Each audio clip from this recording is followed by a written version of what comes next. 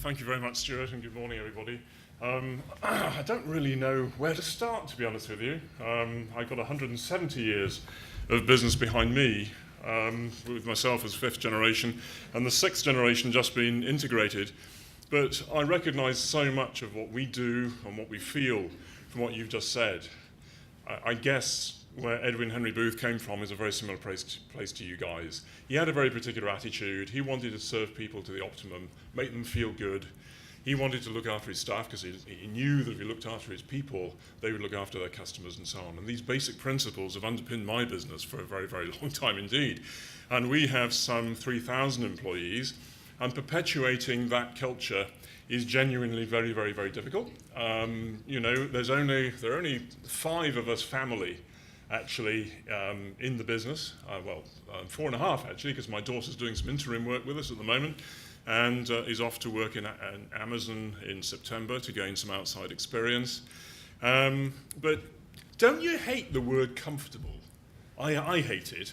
Years ago, when I was asked to go and talk to business groups about, how to drive business forward and to get excited about doing business, I used to say that manage sounded like porridge. It sounds like marriage as well, actually. That could be quite dull too. But no, you didn't hear that. Quite seriously, you start to think about these things to try and articulate what you mean about doing business well and getting excited about it. And when I came into Booths in 1973, it was slightly Dickensian. There was a lot of dark wood around. There was quite high desks with people on stools, and it was very quiet. You weren't allowed to tell jokes, and if you did, you got reprimanded for it by the then buying director. And this, I found, from an entrepreneurial perspective, really quite a bit of a straitjacket. And so I used to do a lot of silly things, because on Thursdays in Preston, it was half-day closing. You couldn't go shopping in Preston on a Thursday.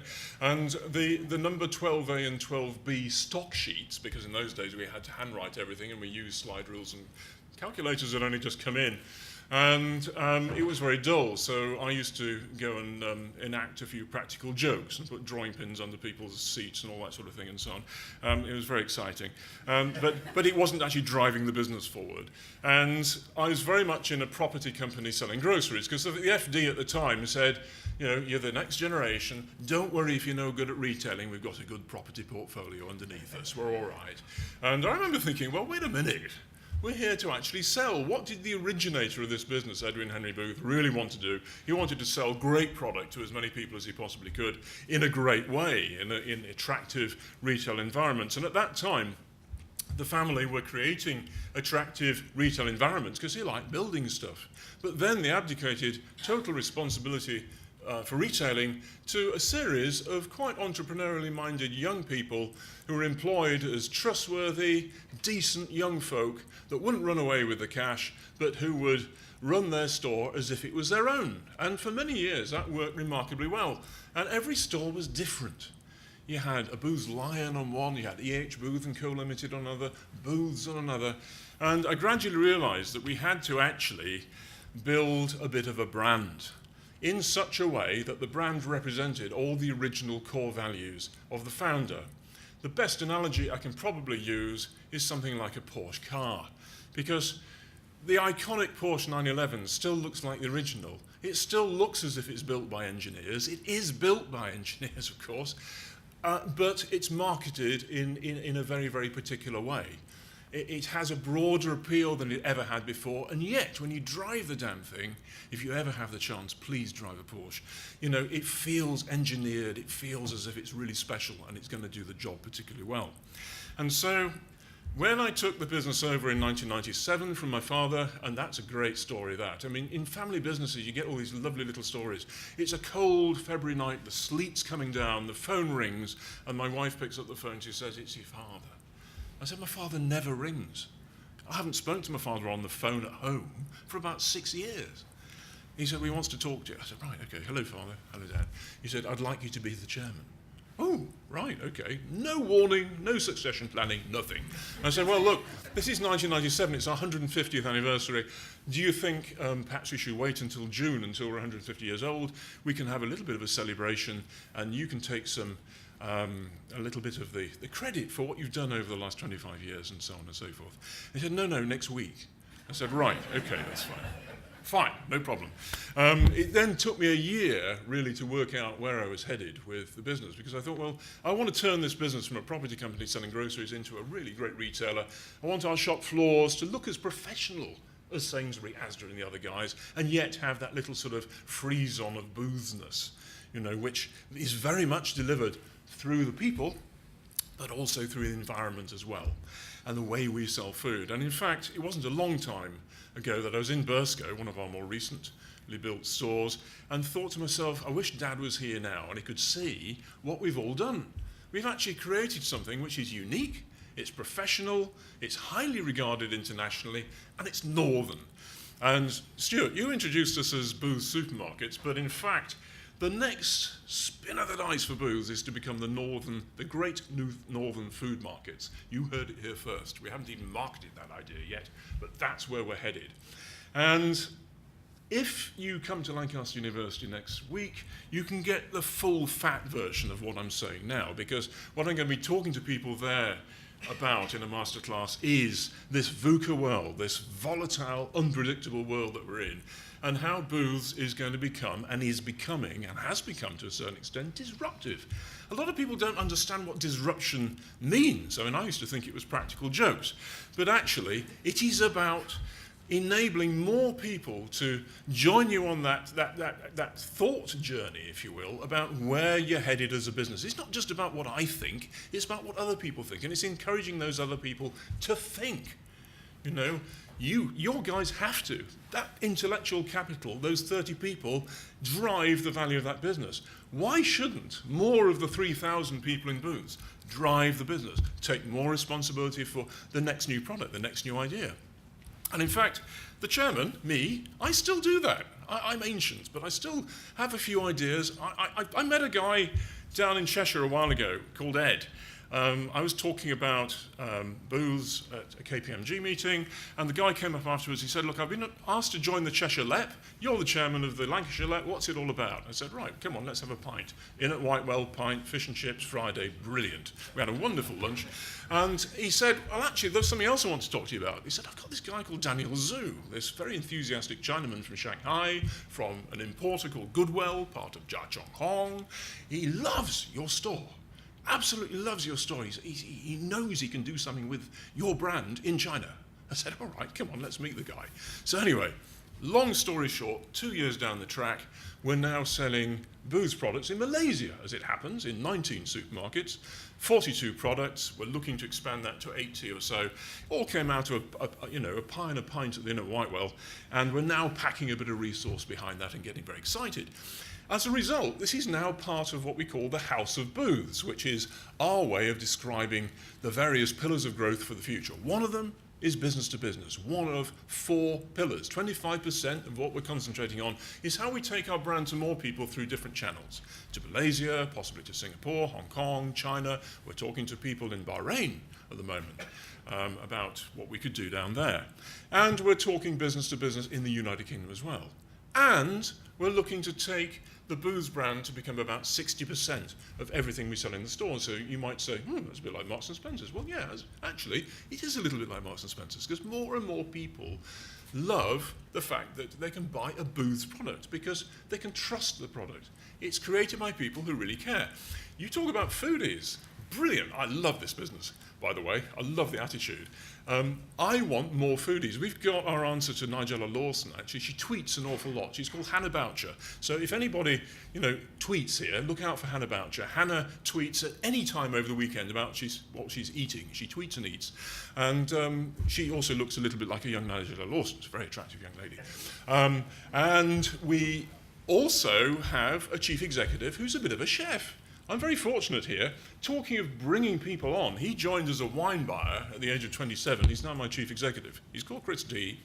And the way he developed himself in the business was quite simply to say, oh, you want that doing? Oh, I'll do it. Oh, go on then, Chris, do you mind? And he did it particularly well, whatever it was, whether it was a marketing piece or IT. He was our first IT director on the operating board. Why? Because no one else knew how to use a computer. Chris was quite a useful guy, and I include in that actually the IT manager at the time. Well, I won't say any more than that. But he took up the cudgel and said, look, well, I know how to do this. All right. So eventually he became the IT director, clutched with marketing as responsibility because he was quite good at selling as well. And some of you may remember that amazing campaign we had called You're in Booth's Country. It was a big Ordnance Survey map on a poster site, and instead of saying Burscough, Ormskirk, Southport, it said Stilton, Black Pudding, and so on. It was really quite cute. You had to look twice and think, oh, wait a minute, yeah, that's a place name, Black Pudding, brilliant. So if you're thinking of, your place marketing piece, if you want to go sort of really wacky, you could change Skelmersdale to Black Pudding. Anyway, possibly, maybe something different. But we had a lot of fun. It was huge. And Chris spends his spare time cooking in places like Loncloom, Gavroche, you name it. If he gets the opportunity to go and be a commie in one of these kitchens, he'll go and do that and learn more about food.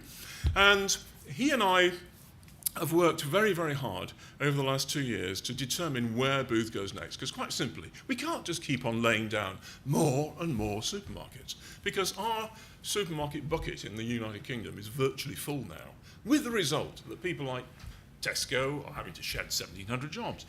John Lewis in Waitrose, 400 jobs. Asda have already done it. We've already done it.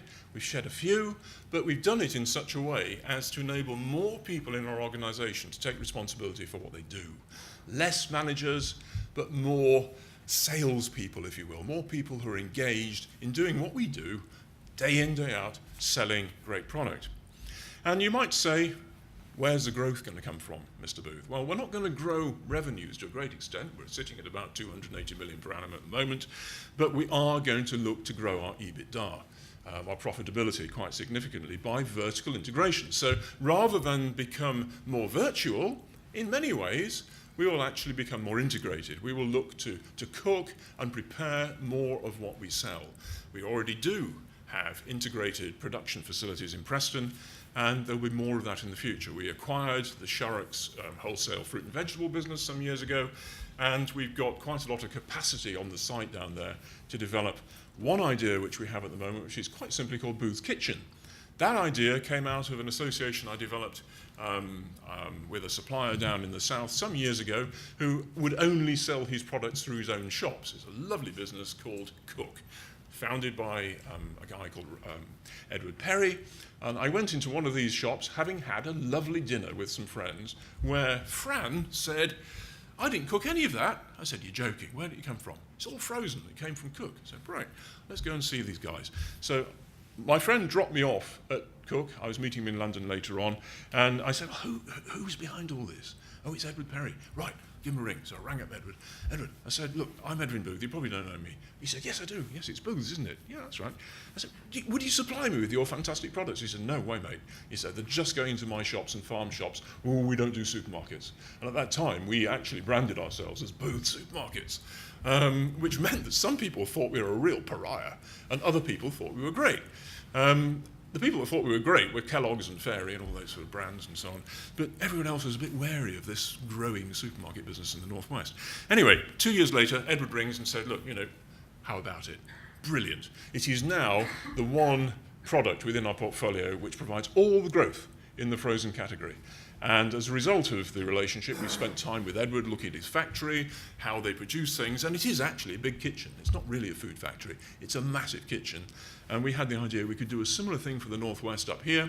And I said to Chris, well, why not actually enable people on a Monday maybe to tap into our website and say, what have Booth's got on the menu for Friday? What are they cooking in the morning on Friday? We've got 5 people coming for dinner in the evening, or 6 or whatever, and so on. Why don't we have this, this, this, and this? It'll be produced fresh in the morning on the Friday, and you click and collect it from Burscough or one of the other Booth stores. So all these sort of ideas are sort of flooding out at the moment, and some other quite wacky ideas in collaboration with some other very interesting brands in the United Kingdom. Not all food brands. Luxury brands who are interested in our food brand as well. So there's a huge amount of excitement at Booth's. There has been a pretty radical change in the way in which we run the family business. Because people think of family businesses as being populated by lots of family people with the name on the forehead, running around telling people what to do because the family knows what's best. The family have proved themselves over the years not to know best, and so we have made some changes and we have ensured that those people that have the talent are moved to the front, but if you ain't got the talent, you won't be moved to the front.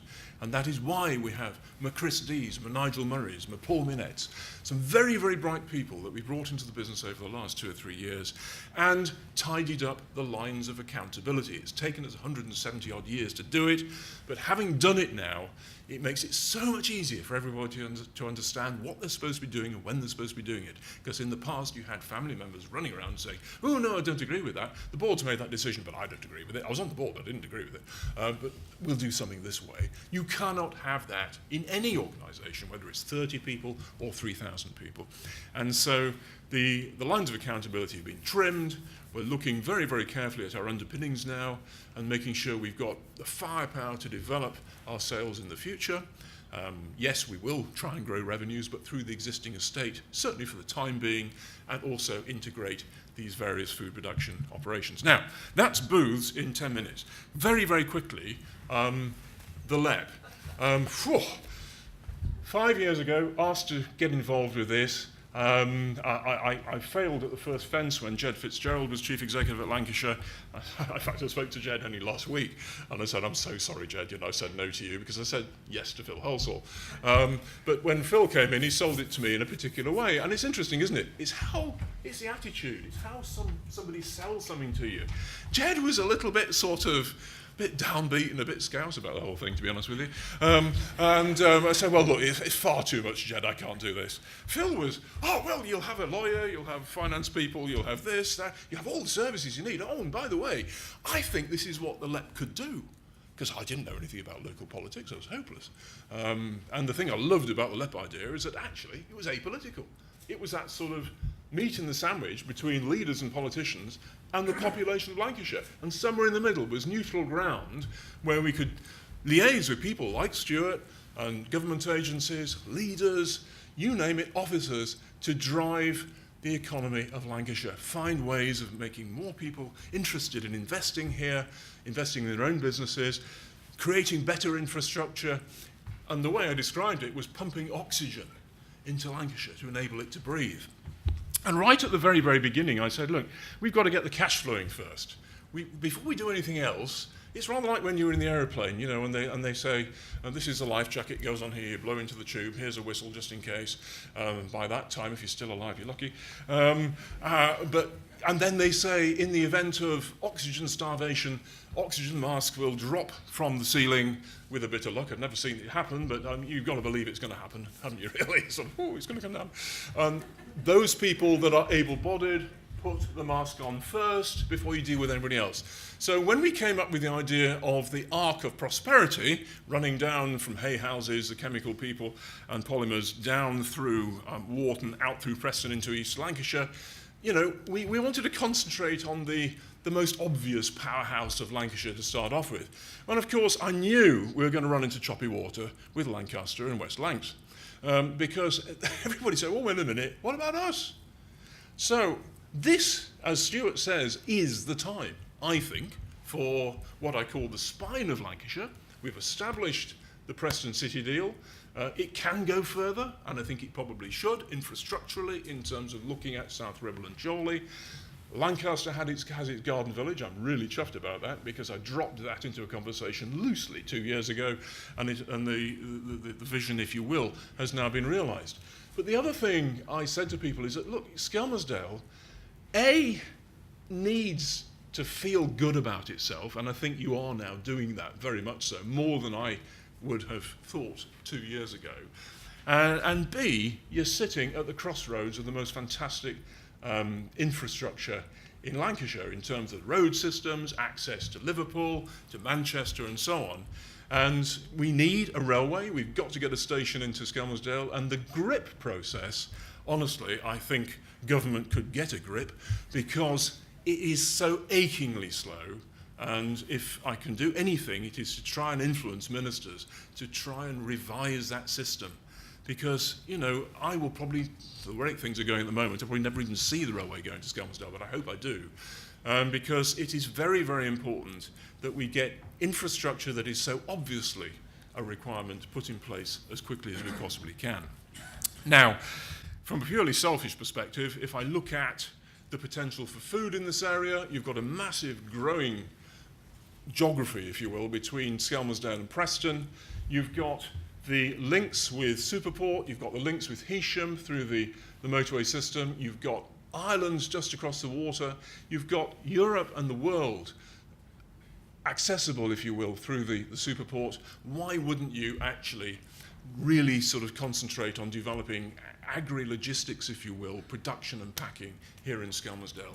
And, of course, pumping oxygen into this region to enable all the other innovative industries, many of which are represented here, I'm sure, to grow and to actually attract more inward investors into this area. I was talking about a small detail when I arrived. I went the wrong way off the motorway. I went right instead of left. I'm not a morning person. But the first thing I saw was some advertising boards on trailers flopped over on their side. And I thought, oh, bloody hell. Is that what we're supposed to think about Skelmersdale? So I know that, Ian, I know you're on the case. Brilliant, we're going to sort that out.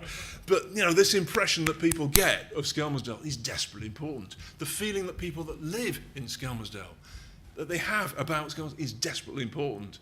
And I'm so thrilled that HCA is really on this housing piece. I mean, I've got the white paper in my briefcase at the moment, and I have read some of it, promise. And there's a lot of papers coming out at the moment. There's industrial strategy, a lot of exciting stuff. But it is absolutely vital that people believe that investment is being made here. Now, one of the powerhouses that I have, and I'll be 2 minutes, Stuart, I promise, behind both Booths and the LEP is a wonderful man called Kevin Roberts, Saatchi & Saatchi. He used to run it. And we have repurposed the LEP, or we've purposed the LEP because we never really had a written purpose, and it's here. So we've got our purpose, it's purpose on a page, and I just want to read out a couple of the beliefs here, because I think they're quite important. Making Lancashire the preferred place to invest, driven by agility and competitiveness. So we've got to have the right sites at the right price, linked in the right way. We've got to create long-term growth, an environment that's attractive and compelling to new international investors. It's important for us to be international. Playing a leading role in creating an environment for improving lives through accelerating economic growth. Hey, we would do that, wouldn't we? And driving and enabling the continued development of local talent matched to economic opportunities. Our greatest imaginable challenge might not sound very far-reaching, but actually it is when you look at the productivity gap between us, London, and then, say, the Ruhr Valley in Germany.